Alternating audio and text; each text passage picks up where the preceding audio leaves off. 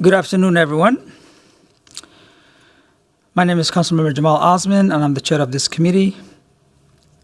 Before we begin the meeting, I want to remind everybody that this meeting are broadcasted live to enable greater public participation. They include a real-time captioning to increase the accessibility of our proceedings to the community. Therefore, all speakers need to be mindful of the rate of their speech so that our captioners can fully transcribe all comments to the broadcast. We ask all speakers to moderate the speed and clarity of their comments. We will be using speaker management, so members, please sign up. At this time, I'll ask clerk to call the roll so we can verify a quorum. Councilmember Vita. Present. Cashman is absent. Jenkins is absent. Chavez. Present. Vice Chair Chowdhury. Present. And Chair Osman. Present. There are 4 members present. Let the record reflect we have a quorum. Our agenda is in front of us. We will be beginning with the consent agenda. Item 8 is approving 1 liquor license. Item 9 is approving 19 liquor license renewals. Item 10 is approving 6 gambling license.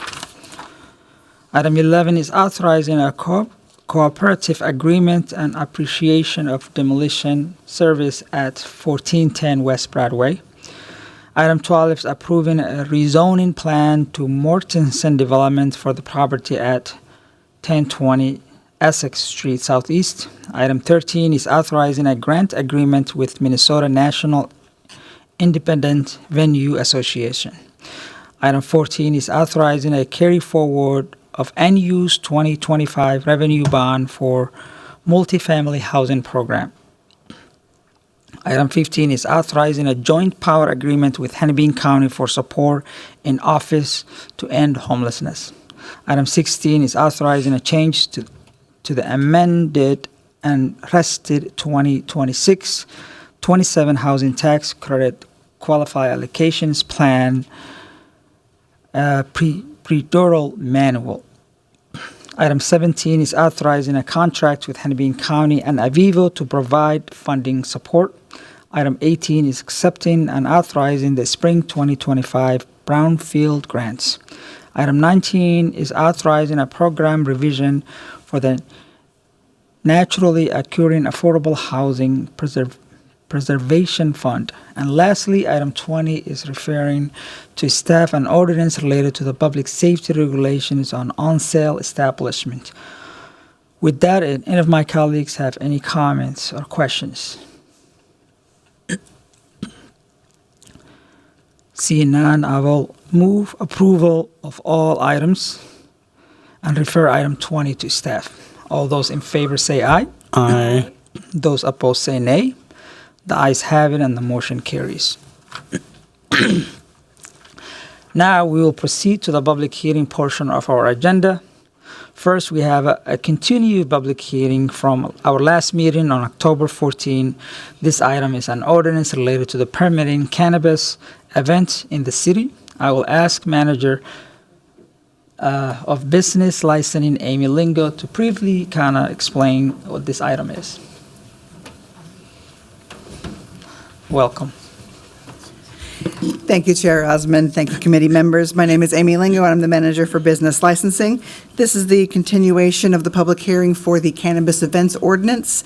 This ordinance is one of the final portions of the legalization of the cannabis for the city of Minneapolis along with the state. This ordinance will set the time, place, and manner regulations and restrictions for events that are for cannabis, the vaporable, smokable product for those public events. Thank you so much.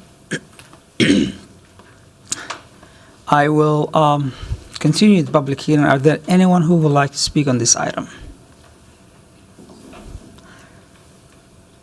Seeing none, I'll close the public hearing and see if any of my colleagues have any questions. Seeing none, I will approve this item. All those in favor say aye. Aye. And those opposed say nay. The ayes have it and the motion carries.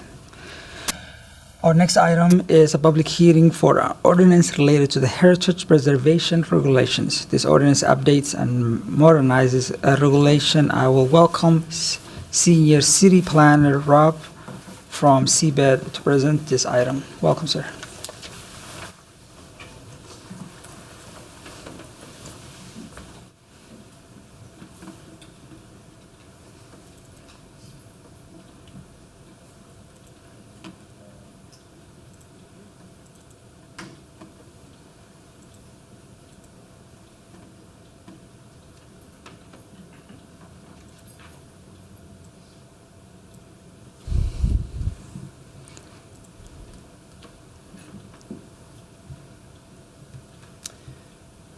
Thank you, Chair Osman, and good afternoon, council members. I'm Rob Skalecki, Senior City Planner in the Historic Preservation Team in the Planning Division, and today I'm very excited and happy to be up here to present the culmination of a lot of work internally with staff and also comments from the Heritage Preservation Commission on the revised Title 23, Chapter 599 of the Heritage Preservation Regulations.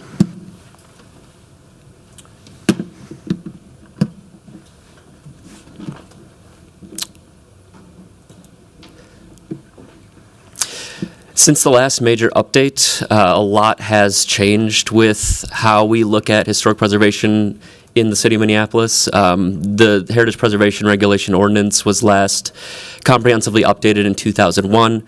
So there's a lot of items that we looked at that have changed in over 20 years in this situation. So the way we protect historic places has evolved and the needs of communities are different. Minneapolis has grown, and there are more historic properties that have been designated within those 20 years. Building technology and the way we process projects and applications and those trends have changed. CPED does have designated staff that work in historic preservation now as well. And of course, Minneapolis 2040 is changing how the city is built, and along with that, we identified a need to really simplify our processes to meet city goals throughout that. So with this, all of Chapter 599, Heritage Preservation Regulations, is proposed to be repealed and replaced. There are some sections that are going to stay and some that'll be reorganized, but there is also a lot of new text that was added and some that was removed. So the key changes we've been highlighting here, what is this planning to accomplish? We want to make the steps easier to understand for a lot of our processes, so identifying potential landmarks in historic districts, reviewing demolition requests, reviewing design changes to historic properties that are designated, updating definitions in our code to use more clear and modern language, making the ordinance match other parts of city code along with state and federal law, removing parts of the code that are rarely or no longer used, and I'll go over two of those in a few slides, and then updating the fee structure as well to align with inflation over time. We are streamlining historic design review applications, so that's a large part of the ordinance rewrite. We want to make it easier to process more projects administratively and have more clear expectations for those who are submitting applications to staff for our review. So with that, we've actually created new types of applications to allow for those more administrative reviews. There are situations where we are no longer requiring applications to allow for certain reviews for permits, where we can just review within a permit, like a lot of other areas of CPED do for reviewing permit applications that come in. We're simplifying a lot of our findings for these applications, and also we acknowledge that there are a lot of projects that have gone forward in the past that are utilizing historic preservation tax credits, and a lot of those are for commercial to residential reuse types of projects, so we want to make it easier and streamline those processes with administrative reviews where possible. We are also updating fees just to account for inflation over time and the application changes that we've noted. We're planning to improve consistency. There are a few things that we're having City Council now be the decision makers on instead of the Heritage Preservation Commission. So one of those is having the final decision on historic design guidelines for districts and landmarks. And also historic nominations are now able to be appealed. So those previously under the current code are things that can't be appealed. We are improving transparency with new processes to formally document potential historic resources. So this is an area in the past where we've received public feedback that it's not really clear what the city is evaluating or what kind of documents we have that show when a property has been considered potentially historic. We're making clear review steps for demolitions of potential historic properties and designated properties, and clear review steps for nominating landmarks and historic districts as well. We are updating the landmark and historic district designation process in a few ways, adding findings needed to designate a landmark or historic district where those don't currently exist in a clear manner. We're adding procedures to remove designation, and in this situation, we're very clear that we have to be sure that we're staying within our state guidance that is given to us as a certified local government for how to do that. We're adding a decision timeline for City Council following the Heritage Preservation Commission's vote on a designation to allow for up to 180 days for Council to make a decision after the Heritage Preservation Commission has. And we're adding steps to explain how existing designations can be updated or where those designations can expand to acknowledge different histories that have happened at certain sites.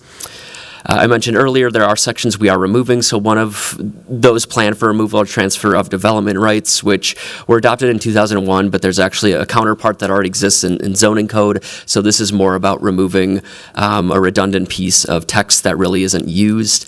And same with conservation districts, which is a tool to allow for a certain type of regulation within an area. It's something that different cities throughout the country have different versions of. There's not really clear guidance on it. So the city of Minneapolis does have this. There hasn't been a conservation district that's been brought forward within the over 10 years we've had that tool, and it often just leads to a lot of confusion among members of the public trying to understand the difference between what a conservation district and a historic district is. With that, the Heritage staff brought the final draft of the text amendment to the Heritage Preservation Commission, and at their September 30th meeting, they voted to approve as written the draft with a few recommended amendments, and there are four that staff has identified here, and staff also drafted a memo that was included for council members to view why staff supports one of them, and then the other three why we have concerns with those continuing. So the first amendment that staff is supportive of is just HPC pointed out that there was this inconsistency in how we were making determinations on demolition of potential historic landmark applications. Staff wanted to have it at 5 years where that decision was valid, and the commission pointed out that it really makes more sense for it to be consistent with other land use application approvals, which are valid for 2 years with the opportunity for a 1-year extension. So staff agrees with this, but in our draft text, we modified the language just to take out parts where language was redundant, and then areas where we wanted to clarify where the decision on this application would be finalized there. For the other three recommended changes by the Heritage Preservation Commission, the first one is really dealing with a final decision on some applications and their appeals to City Council, and staff noted that the change that HPC voted to adopt, again, is a bit redundant with the language we already have that clearly shows City Council's duties within an appeal and deciding on that. For the third amendment, this was related to an area of extending the deadlines for when we're reviewing applications as they come in. So when we take in incomplete applications, and staff noticed, again, that's another area where it's kind of redundant if we would include it there, and also it doesn't really align with how we review applications for completeness in general throughout the city. So that's one that staff is not supporting going forward. And the proposed Fourth Amendment is one that the commissioners pointed out. So under the current code, there are 5 persons or groups that have the ability to nominate a property for landmark historic district status. That's the mayor, a city council member, the property owner, the planning director, or a member of the Heritage Preservation Commission.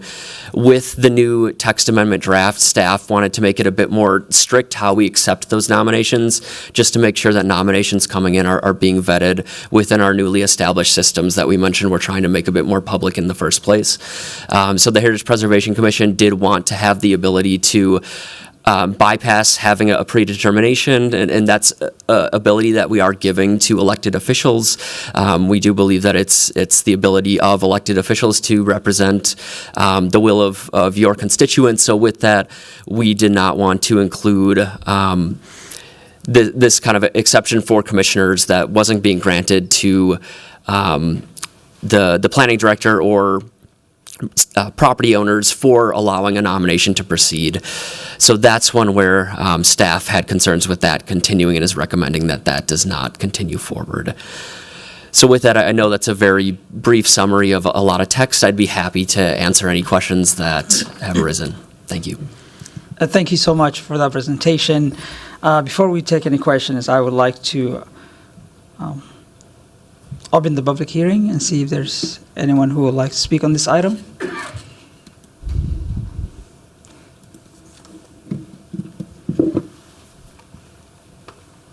Nope. All right. Seeing none, I'll close the public hearing. And actually, I do want to thank the staff for their work on this. And as I talk to some of my colleagues, I would like to continue the public hearing for next cycle and give us more time to review, and if there's any additional amendments from the council members, there's enough time for that. So the next meeting, I will make that motion to continue this item and also see if there's any of my colleagues have any questions on this item. Staff is available for answers. Right, seeing none, all those in favor of that motion, say aye. Aye. And those opposed, say nay. The ayes have it, and the motion carries. Thank you so much. Next, we have a public hearing for ordinance related to modifying definition within the land subdivision of regulation chapter. I'll ask ordinance author, Councilmember Chavez, to briefly speak on this item. Chair Osman and colleagues, I'm excited to bring changes to the parkland dedication ordinance, modifying the definition of affordable housing units to address units financed in whole or part by a tribe or tribal entity. The parkland dedication fee applies to many construction projects that cover more than 5,000 square feet of land. Typically, the developer pays a fee when the city issues a building permit, with the fee used to ensure that the city continues to make parkland available to residents and visitors. Under the existing code, there is an exemption to the parkland dedication fee when a project is financed in whole or in part by a local, state, or federal government entity for the purpose of creating housing that is affordable and occupied by households earning 60% AMI. This amendment simply adds tribal governments to a list of exempted entities, placing them in par with their local, state, and federal counterparts. I've been working with some park board commissioners who are pursuing an identical amendment to the Park and Recreational Board Code of Ordinances. I ask for your approval today. All right, thank you so much for that briefing. As I would like to open the public hearing and see if there's anyone who would like to speak on this item. Seeing none, I'll close the public hearing and recognize Councilmember Chavez. Thank you, Councilman Osman. I just moved this ordinance for approval. All right. With that motion, all those in favor say aye. Aye. And those opposed say nay. The ayes have it, and the motion carries. All right. Item 4, next, a public hearing is for a liquor license application submitted by Jebba Hut located at Uptown. I welcome Alexis. Mm-hmm. Yes, Sorensen, to give us a presentation. Welcome. Hi. Thank you, Chair Osman and committee members. I am Alexis Sorensen with Licensing Consumer Services. I'm presenting an application from Mr. Goodtime's Uptown LLC, DBA Chiba Hut, Uptown, Minneapolis, located at 1118 West Lake Street, Minneapolis, Minnesota, 55408, Ward 10. The applicant is requesting an on-sale liquor, limited entertainment with Sunday sales, and 2 a.m. license. If approved, they intend to offer casual dining for a sandwich shop with bar that will have occasional live music and DJ entertainment.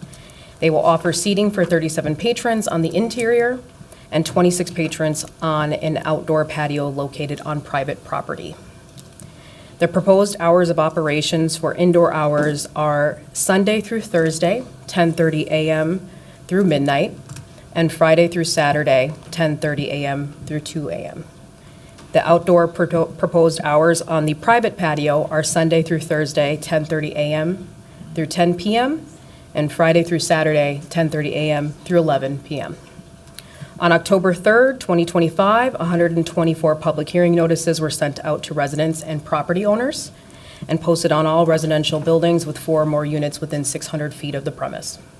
Notices were also sent out to Lowry Hill East Neighborhood Association, the Uptown Business Association, and Council Vice President Chuck Tai.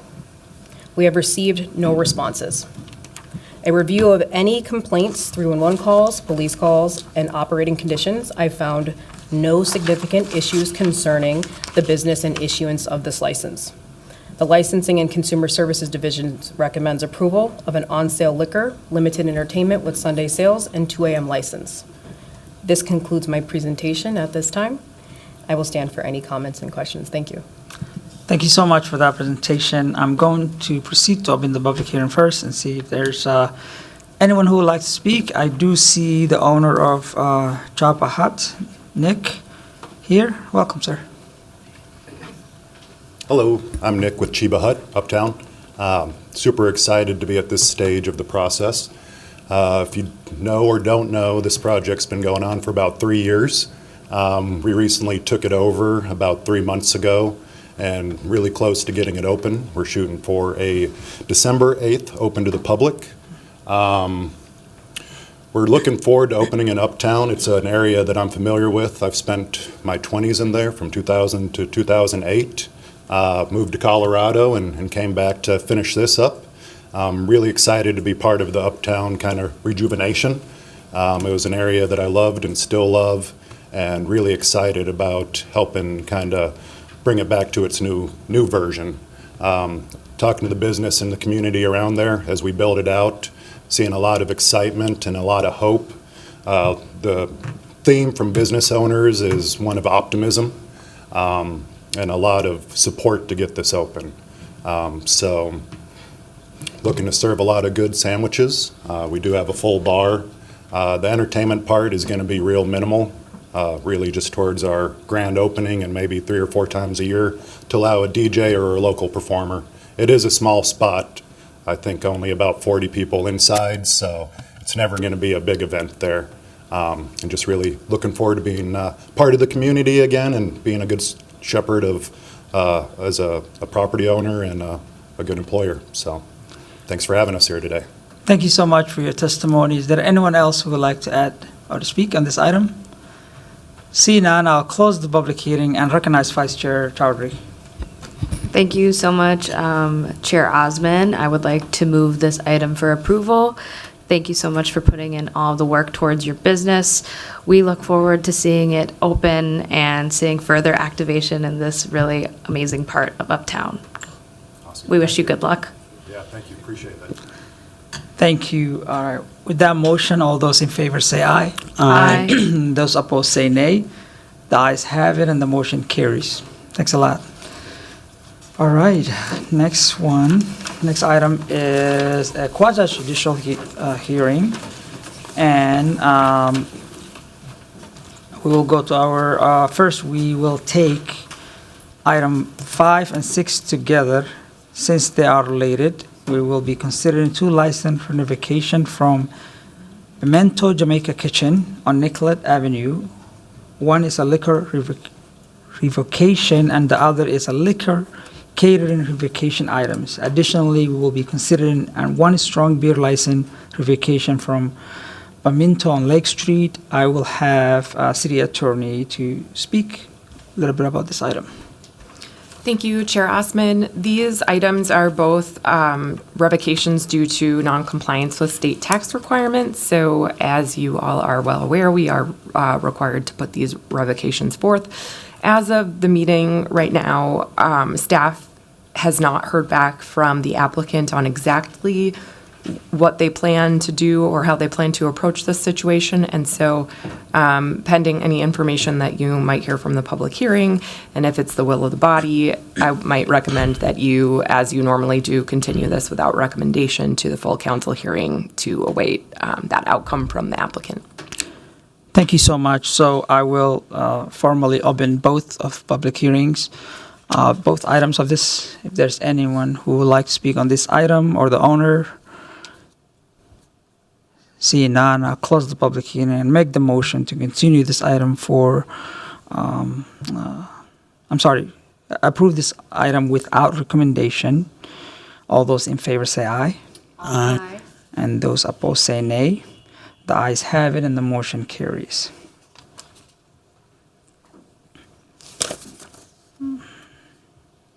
All right, lastly, we will be considering a certificate of appropriateness appeal submitted for the property at 948 18th Avenue, also known as the John Cook House, a historic landmark. I will also note that we will be continuing this public hearing and accepting comments until next meeting on November 13. I will have Rob again to speak on this item. Welcome back.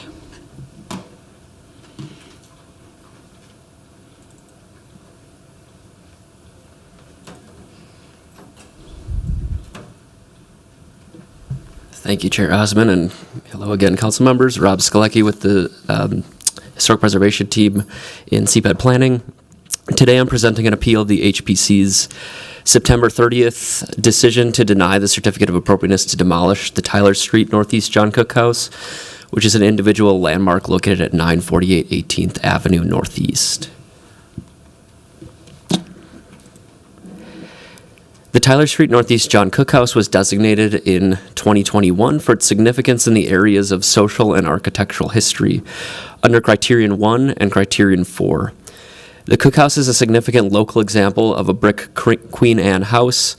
John L. Cook was a mason and house builder in Northeast Minneapolis, and he built the house for himself in 1889. It's located at the corner of Tyler Street Northeast and 18th Avenue Northeast. The house is also recognized as an example of immigrant housing in Northeast Minneapolis. The area had significant Scandinavian immigrant population at the time that the home was built, and many people of Swedish and Norwegian descent lived here after John Cook moved out, and many of them did work at notable Minneapolis businesses. The property has been registered as a vacant and boarded property since November 2014. Public sale records show that the dwelling was last sold in 2019 to the current owner. The property was condemned for lack of maintenance in January of 2020, and Minneapolis Inspection Services Division staff have been monitoring the property through the vacant building registration for many years. The appellant is representing the property ownership who are seeking to demolish the John Cook House and the detached garage.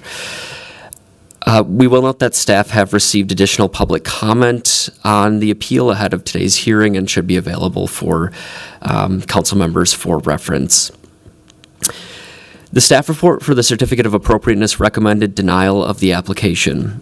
In staff's analysis, the Certificate of Appropriateness to demolish the property did not meet the required findings for a Certificate of Appropriateness application. Staff noted that the proposed demolition of the Cook House is not consistent with the Secretary of the Interior standards for rehabilitation, and the alteration that was being planned, in this case demolition, is not within the spirit and intent of the Preservation Ordinance or the applicable policies in Minneapolis 2040. In order to approve a Certificate of Appropriateness that includes destruction in whole or in part of any landmark, the Heritage Preservation Commission must make the following findings. 1, that a destruction is necessary to correct an unsafe or dangerous condition on the property, or 2, that there are no reasonable alternatives to destruction. In determining whether reasonable alternatives exist, the Commission shall consider, but not be limited to, A, the significance of the property, B, the integrity of the property, and C, the economic value or usefulness of the existing structure, including its current use, costs of renovation, and feasible alternative uses. Under that first finding for the destruction is necessary to correct an unsafe and dangerous condition, the applicant was claiming that the property was unsafe and needed to be demolished to correct this condition, and staff did not agree with this. Staff did not believe the submitted reports provide a conclusive evidence to show the building requires demolition to correct the conditions noted in those reports, and the HPC concurred with staff's recommendation here. The applicant did provide two structural engineer reports, one from Anderson Erlacher, which was completed in 2022, and another from Paulson and Clark Engineering, which was completed in 2025. Both structural reports note conditions at the property that require attention for repair and maintenance, but staff noted that these two reports are not consistent in their findings and that both suggest that economic feasibility appeared to be the driving reason why the property should be demolished. Staff noted there appeared to be multiple routes to ensure that repairs can be completed to have the property put in a safer condition, and other repairs are suggested but not confirmed within the application materials. So CPED found the property was not in an unsafe and dangerous condition that would require demolition, and the HPC concurred with this. Under the second finding that has those three parts when evaluating if there are reasonable alternatives to destruction, including the significance of the property, the integrity of the property, and the economic value or usefulness of the existing structure, staff noted that the property still retains significance and integrity. It is a designated landmark, and it retains its significance as, it was designated in 2021, and the integrity is also still there, although staff acknowledges that the home has further deteriorated since the point of its designation in 2021. Ultimately, CPED found that CPED staff recommended and found that the property could be reused. The applicant had not provided evidence that proves the building lacks usefulness or value. The applicant had included, again, those structural engineer reports, which conclude repair would be required to place the property in a habitable condition, but with the costs that were being associated with those repairs, an estimated $1.5 million. The narrative with these items did not appear consistent to staff, and HPC concurred with these items put together. So with the itemized, the line item estimate for showing proposed repairs that was submitted by the applicant, it did not fully expand on why certain treatments were being proposed in that, and also there were reports that were showing that repairs could be made to the property. So staff and the HPC concurred that the applicant's documents together did not show that demolition is required or that repairs are not economically feasible. Staff and the HPC noted that a thorough evaluation was not included in application materials to detail repairs needed for associated repair costs based on visual evidence, contractor documents, and/or architectural drawings. So HPC concurred with the staff recommendations in the staff report to deny the application based on the following findings. One, that the subject property retains significance as recorded in the building's 2021 designation resolution. Two, the subject property retains all 7 aspects of historic integrity. 3, the property has not been maintained as required under Chapter 599, Article 11, maintenance, and currently needs maintenance and security. 4, no unsafe or dangerous conditions which would necessitate demolition have been proven to exist at the property. And 5, there are reasonable alternatives to the demolition considering the significance, integrity, and economic value or usefulness of the existing building. So again, the Heritage Preservation Commission voted to deny the certificate of appropriateness to demolish the Tyler Street Northeast John Cook House, which is an individual historic landmark located at 948 18th Avenue Northeast, and the appellant is appealing that decision. I'm available for any questions on the application and the appeal. Thank you. Thank you so much. Are there more slides left here? Yes, I have a few slides that I can show that staff included in the previous presentation. So this does show some of the deterioration that was noted. The photos on the left are ones that CPED staff had going back to when the problem properties unit was inside the building. We have photos from 2015 showing it was intact at that point. These are the photos that were submitted in the most recent compiled report that was done in 2025. So showing present deterioration at the interior here. Okay. All right, well, thank you so much. If there's any questions, we will ask those questions after the public hearing. So first, I will allow the appellant 7 minutes to address the committee. After that, anybody else who would like to speak, please sign up, and you will have 2 minutes to speak. So I will proceed to open the public hearing and recognize, please introduce yourself. Yeah, thank you, Chair and council members. My name is Jacob Steen with Larkin Hoffman, and I represent the applicant, Mr. Abubakar Jibril, and 1717 developers. As staff has indicated, this appeal is seeking to reverse the HPC's decision and request your approval to demolish the building at 948 18th Avenue. As staff again indicated, there are a couple of standards under the city code that must be considered before you would approve demolition.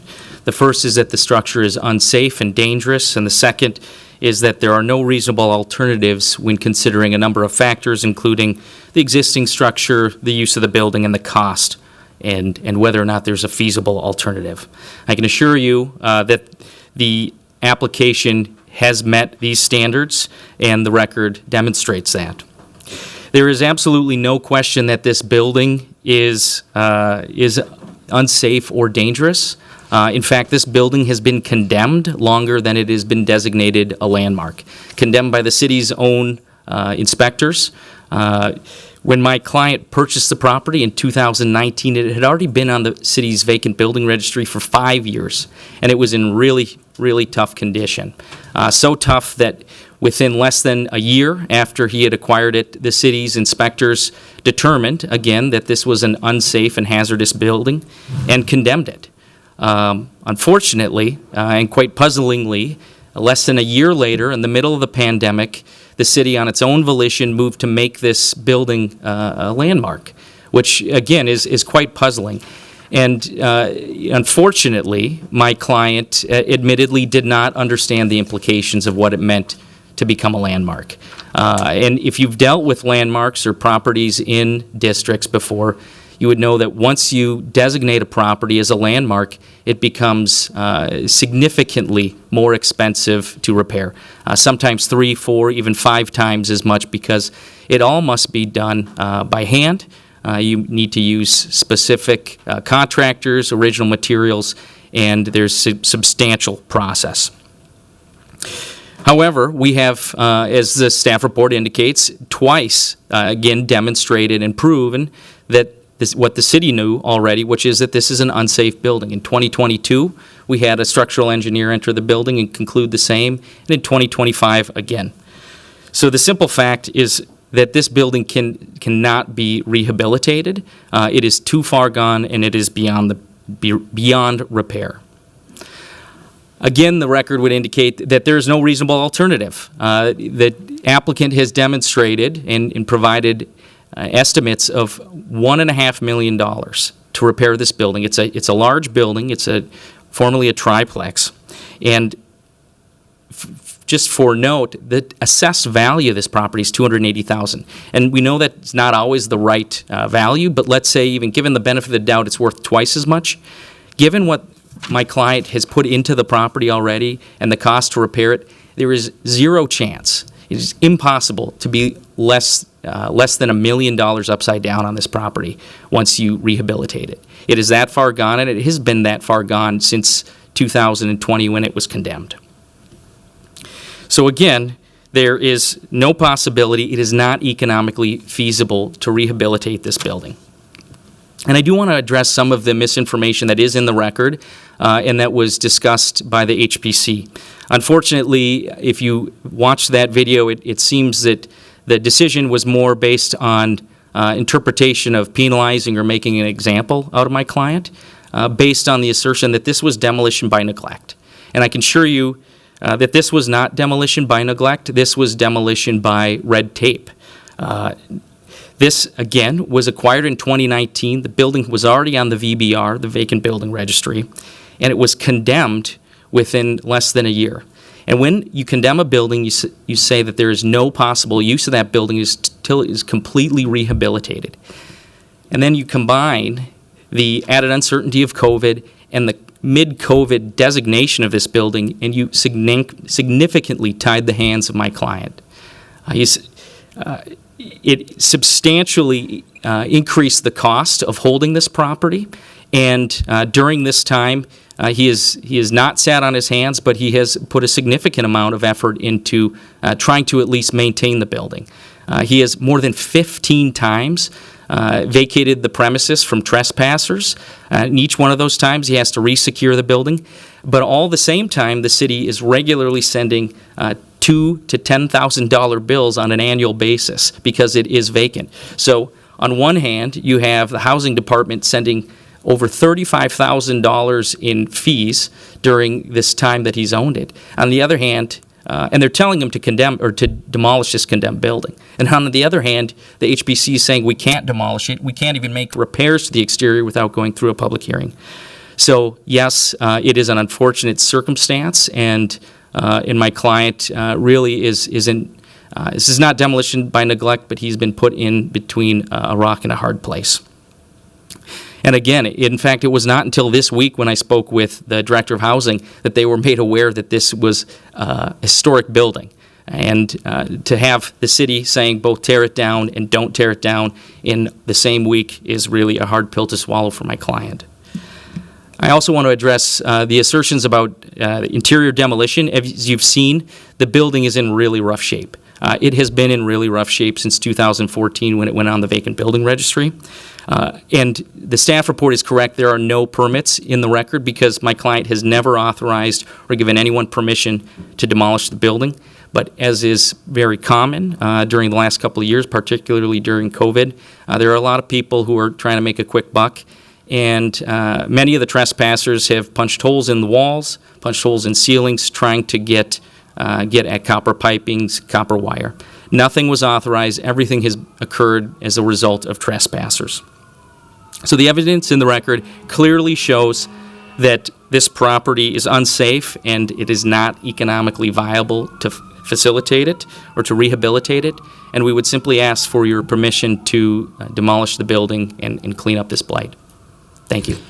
Thank you so much for your testimony. I will continue the public hearing, and I'm going to go through the list here. And if I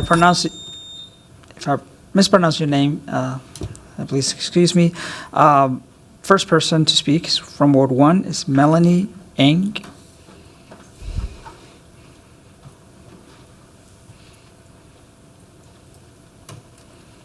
Welcome. Hello, good afternoon, everyone. My name is Melanie Ing. I've lived in Northeast Minneapolis since 2009, excuse me. I live on 18th and Taylor, to be specific, so I see this building virtually every single day, and I've recognized it as a striking example of Queen Anne architecture. I've admired its brickwork, its stained glass, its hexagonal bay window, the decorative gingerbread trim, all of that. But today, I do want to talk about something more concerning, and I feel this has been the slow and deliberate neglect of this historic home. Over the years, I've watched the porch decay and collapse, the paint peel away season after season, the original stained glass windows break. It's heartbreaking, especially with the recent loss of the Aaron Carlson building due to a fire. These aren't just structures, they're pieces of our shared history and my personal history. I'm invested in my community, and this house to me is part of our community. It's been vacant, as noted, for over a decade. It entered the city's vacant building registration in November of 2014. It's passed from one LLC to another, each time slipping further into disrepair. Fees meant to encourage timely restoration were waived year after year, 2014, 15, 16, 17. Only in 2018 were they finally supposed to be enforced. To me, this isn't just about one house. It's about a troubling pattern where real estate speculators who don't typically live in our neighborhoods purchase properties, allow them to decay, hoping the city will eventually approve demolition because the property and the damage has gone too far.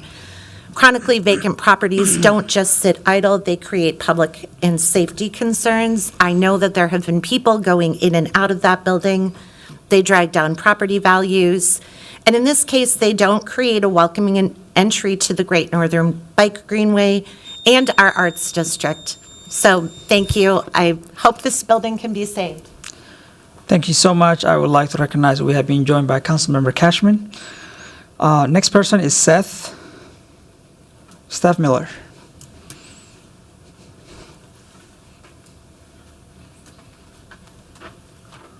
Hi, thanks for the opportunity to speak. I would like to see the John Cook House preserved, but more than this, I would like Minneapolis landmark status to stand for something.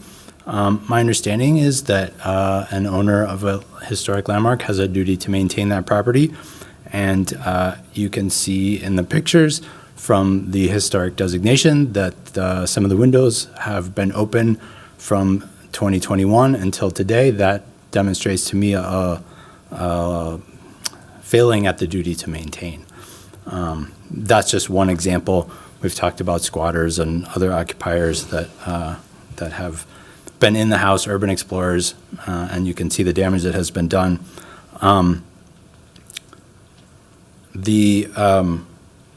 If that is all a developer needs to do to get their way, then Minneapolis regulations don't have a lot of meaning.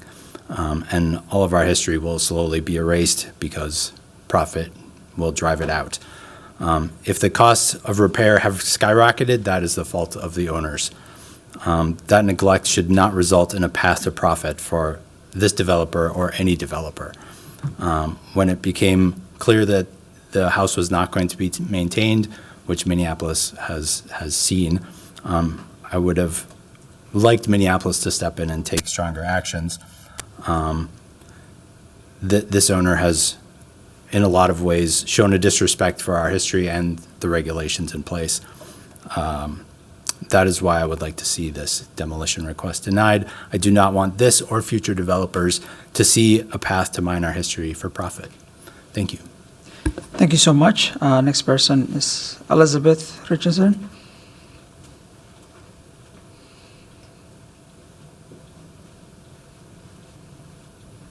Hello, thank you, council members. My name is Elizabeth Richardson, member of the Northeast community and co-owner and operator of Recovery Bike Shop in Northeast Minneapolis. And I am here today to respectfully request that the historic John Cook House be saved from demolition. The John Cook House is more than a beautiful structure.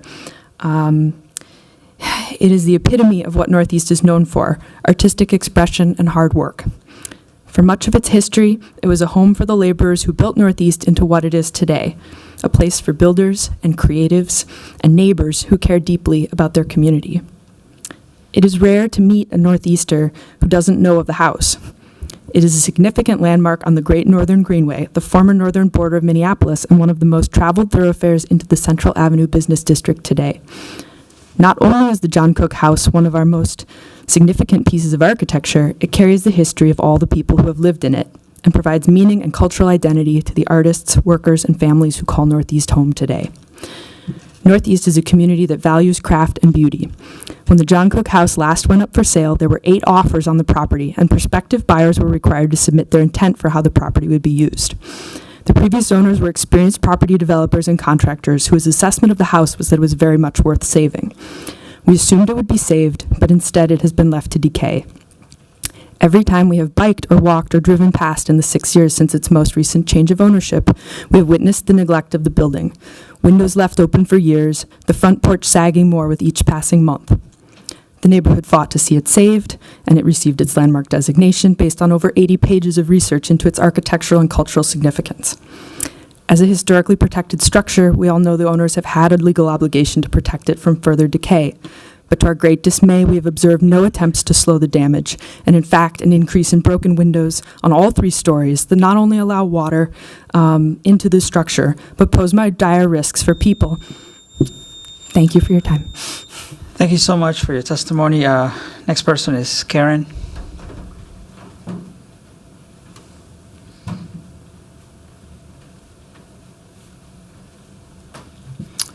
I'm Karen Grivna.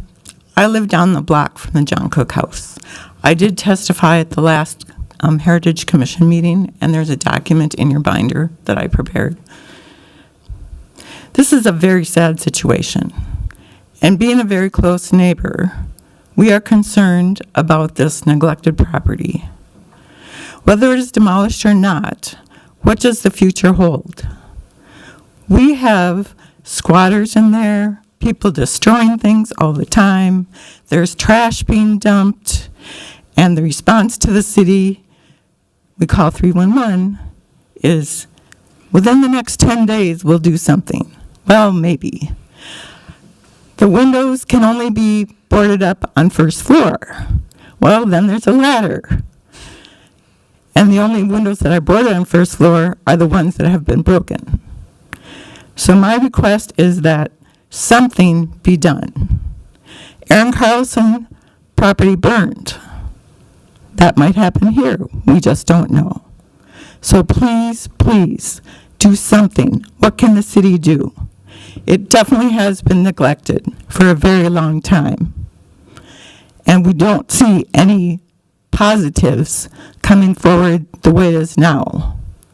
I'm not suggesting it be demolished necessarily, but things need to be done. The property needs to be protected, and I'm not sure if the current owner is capable of doing that. Thank you for your time. Thank you so much. And the last person here is Kevin Reich, former council member of Ward 1.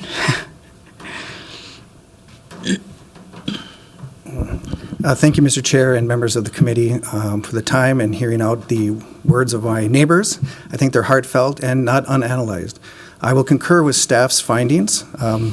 Our experts that are actually charged with analyzing things with a clear eye and a third-party, motivated approach, all points were met, and I would stand by their analysis on that front.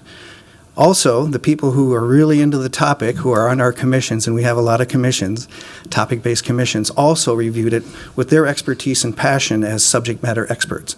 They concurred with staff and actually had their own findings and conclusions as well that reinforced it from their perspective. I stand by all of those assertions, both the technical and the passionate, from the review processes that you have before you. I would say that they outweigh the convenient conclusions, counter-conclusions that have been presented to you by the appellant. They just don't weigh out. I would also say that the sentiments and power of the narratives that you heard today are magnified throughout the community. Just so one knows, this is not an arbitrary and capricious in COVID times designation. It was already on a list that I had worked on as a community activist in the mid-aughts.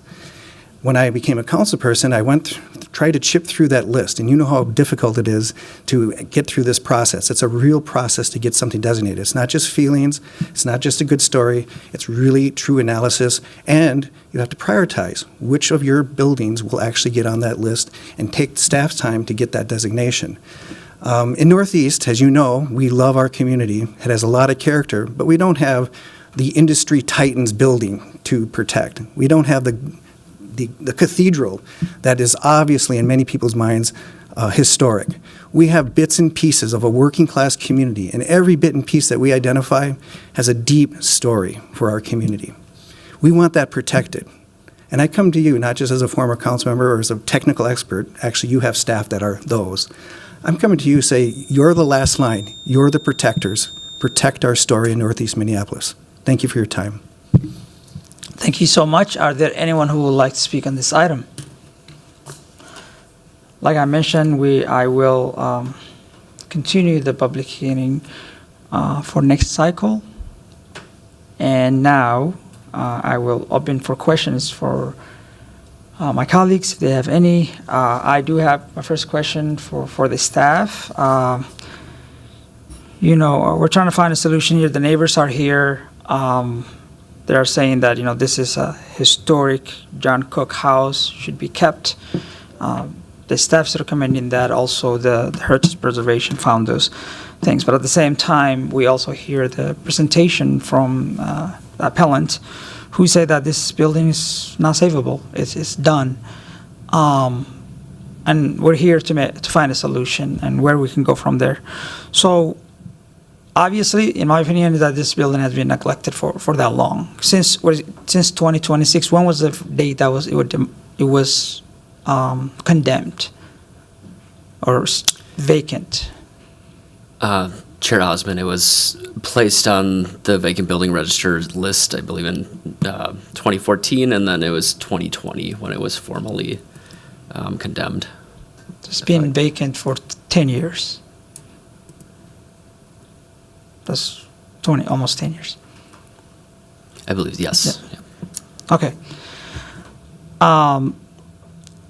And what would you define are condemned buildings unsafe and dangerous? I mean, your presentation, obviously you say that the staff found this was not unsafe building, but what are the definition of a condemned buildings in the city of Minneapolis is it unsafe and dangerous? Thank you, Chair Osmond. So when we look at condemned buildings, they clearly do need repairs, right? I think one of the misconceptions that we hear just among members of the public is that a condemned building means that it has to come down, and that's sometimes the case, not always the case. But what it means is that repairs should be made. In this situation, staff believes that repairs can be made to put the property into a condition, back into a use that would be suitable for the home, such as a dwelling. That's where staff evaluation fell, and that's where the Heritage Preservation Commission agreed with staff that, yes, there is deterioration, but among the designated properties in the city, there's often going to be some deterioration that needs to be repaired, right? And in this situation, staff did not believe that what was presented constitutes something that requires immediate demolition due to what is being shown in the reports. Okay. So the letter city is sending to demolish the building, basically saying that correct the building, correct it and fix the building. That's what those letters mean. The letter they're talking about, the city is sending to continue to send them to demolish the building. Chair Osmond, I would have to double check the exact language on that. Yep. Okay. Well, it's just that, the squatters has been showing up. The building pictures look really a bad condition, and it does look like the building has been neglected. What is the city take on when, for example, the owner decides to neglect, and are we going to have another 10 years where if we decide building should not be condemned, I'm sorry, demolished, then what is the city take on? Where does the city go? Do we continue just to give them fine and expect the owners to do it even if they decided not to do it? I'm trying to find a solution. I know I'm asking questions that might not be. Yeah, Chair Osmond, I wanted to jump in just a quick moment to just offer a quick clarification to your previous question. My name is Andrea Burke, and I'm the supervisor for the Historic Preservation Team in CPED. Condemnation means that the city has asked the owner to go and fix the building. Fix the building. And they have prescribed a list of repairs that need to be done. It does not mean to demolish. To our knowledge, no letter has been sent to demolish the building that CPED is aware of at this point. So I just wanted to make that clarification between demolition and condemnation. But I will turn the questions back to That's Mr. helpful. Skolecki. That's helpful. Thank you so much for clarifying that. So my question to you, Rob, is what is the city going to do for if the owner decides to continue for next 10 years the same thing he's doing or neglecting the building, for example, as the neighbors put it? Are we just going to sit and continue send them letters? Is there some kind of end to this? That's just... Yeah, thank you, Chair Osmond. That's something we've had discussions internally of what the next step would be, depending on we have discussed it. It's not a common situation that we have a landmark come forward for demolition, and especially in a situation where the condition is shown and explained by the applicant. So in the situation, whatever decision is made, we would address at that point what the next step would be. Sure. Thank you. I'll just end saying that, As we hear the neighbors that this building has been neglected, to me, it's dangerous and unsafe, and also the applicant also has mentioned that it's unsavable and the cost could be millions. I'll leave it there and recognize Councilmember Chowdhury. Thank you, Chair Osmond. I will be supporting your motion to continue this item. I do think we need further discussion, and I would love to have an opportunity to just have more offline discussions with our staff about the context of this landmark. The first question that I had has to do with the nomination process and then the process itself to get historic dedication. We've had a couple of historic dedication landmark conversations up here in just the last couple years. It's very clear that a lot of staff time goes into it, and there is a longer process, and then you need to earn quite a bit of support to make it happen. And I assume the property owner was notified that this process was occurring. Did the property owner ever object or give any indication about what their plans were for this property before the dedication occurred? Yeah, thanks, Chair Osmond, Councilmember Chowdhury. Staff at the time of designation notified the property owner of record and was not given a response as to whether or not they were in support of the nomination going forward. So that was an area where we weren't certain, and the nomination process continued without them weighing in on the opinion on it. So staff were not certain of what their opinion was the whole time the nomination was going forward in the designation. Was there any communication from the property owner? Before I see the city attorney, would you like to? Oh, It can wait until okay, this great, is thank you. finished. Yeah, was there any communication with the property owner to the city at all about the process, or was it like no communication? I think there's a difference between they didn't weigh in or they didn't speak to the city. Sure, I understand the question. Yeah. So whenever in this situation, it was nominated by former Councilmember Reich of Ward 1. So whenever a person who is not the property owner is nominating a property, staff will try to notify them as soon as we're aware that this is going forward. In that situation, we are relying on what information we have, whether it be their public address or an email that we're given to reach out to them. And we reached out to them multiple times throughout the process, just letting them know this is what's going on. And again, we didn't get a response, so.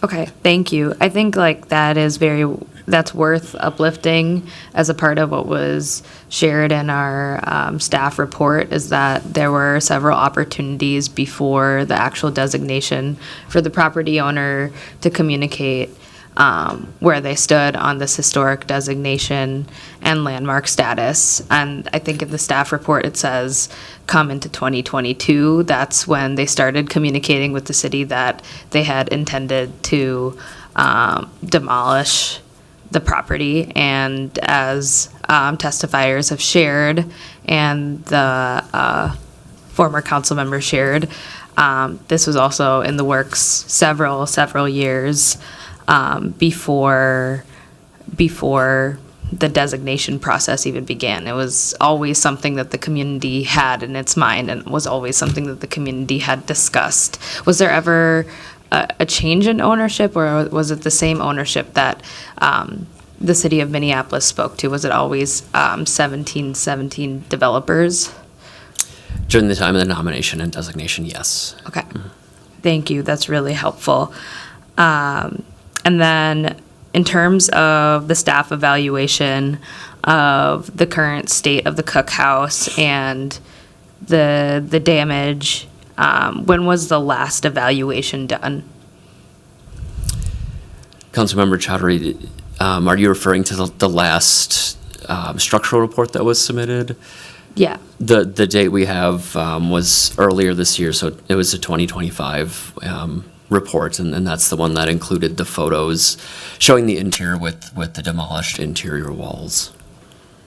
Okay, thank you. That's really helpful. And I'll just close with, it's very clear in our landmark designation and code of ordinances that the property owner has a duty to maintain and a duty to prevent deterioration. And in my opinion, I think that it includes securing the building and making sure that there isn't people coming in creating damage. I think that's a very clear part of private property ownership in our city. And so that gives me a lot of pause. And I think there are just deeper questions that I want to get into that aren't, I think, meant for the dais today. But it is difficult to see that there were probably many opportunities to make repairs or secure the property, and now we're coming here in 2025 to ask for a demolition, and we have HPC and our staff sharing that it doesn't meet the criteria. And I understand that there's a process to make repairs and fixes when you have a landmark, and they are extra steps, but there are many landmarks in the city of Minneapolis that have to be routinely repaired and maintained, and those owners go through the process to do so. And I think doing those repairs over time and not waiting to do them would be a measured way to go about it. So I'll just leave my comments there and pass it on to the chair. Thank you so much. City Attorney, would you like to jump in, or should I recognize Councilmember Cash? Thank you, Chair. I just wanted to note that you're in a unique situation because you are leaving the public hearing open here for a quasi-judicial hearing, that not only can you not make any conclusions on this topic while that is pending, but I would also advise that you request a legislative directive to staff to bring forth any answers to questions you have Sure. back to the dais rather than having those conversations privately. Oh. Yeah. Okay. Thank you so much. Councilmember Cashman. Thank you, Chair, and thank you for the staff work on this. And I know that our vacant building registry and the fees that are associated are meant to recoup the cost of all the city's work on this side. And I just wanted to understand, like, how many fines have been administered to this owner for the vacant building since it was placed on the registry. Did you say in 2014? And since we passed as a council the prolonged vacancy enforcement in the last year and that went into effect, now what's the current fee structure? I kind of want to understand how much they're being fined for the city for this situation. Thank you, Chair Osmond. Councilmember Cashman, unfortunately, I don't have those numbers in front of me right now. That's, it's something that staff is aware of, preservation staff, but it's not something that we're active in with the enforcement, of course. So that would be something that I think, the property owner, I forgot what they mentioned previously, but would be a better resource to answer that. Okay, so are we administering prolonged vacancy enforcement on this property? Are they receiving monthly fines? Councilmember Cashman. Maybe something to ask for follow-up for next committee meeting. I think that's good to know because that is our tool. We don't have all the tools in the book, but we do have a tool where we can increase fines month after month on properties that are not taking care of remediating their property or selling their property, which I think is the obvious, incentive structure here is if you can't keep it up, sell it to someone who will. And so I would like to understand how much we're finding and what we plan to continue, how prolonged vacancy enforcement will escalate in the months to come after this action. So I can request the clerks to note that down for follow-up at the next committee meeting. And then I also wanted to ask if there have been if this house has been put on the market at all, and if there are any extra steps to selling a house that you would need to go through with historic designation. Thanks, Councilmember Cashman. So I'm not aware of the property being placed on the market recently. I believe the current owner is the most recent owner in person to purchase it through any type of listing. So I'm not aware of any listing for that. I know there has been interest from property owners who were interested in buying it. There was one, at least, that we noted in the staff report that came forward to staff about potentially purchasing the property and just wanted more information, kind of asking a similar question like you just did, what processes go into that. And as far as, selling a designated property, it's really the same process as selling any property in the city, just being transparent about the designation status of the building among seller buyer, so. Okay, so there's not any extra hoops that one has to go through to sell a property that's historically designated? No. Okay, so that option is definitely on the table as well for the owner. Just wanted to make sure that was clear because, demolition is not the only option here, and that was alluded to in their testimony, that when you're on the vacant building registry that we're requesting demolition, and that's not the case. What we're requesting is remediation and to secure the building and take care of the building or sell it to someone who will. And I think I wanted to make that point with the way our policies are, that no one at the city is asking for this owner to demolish the building.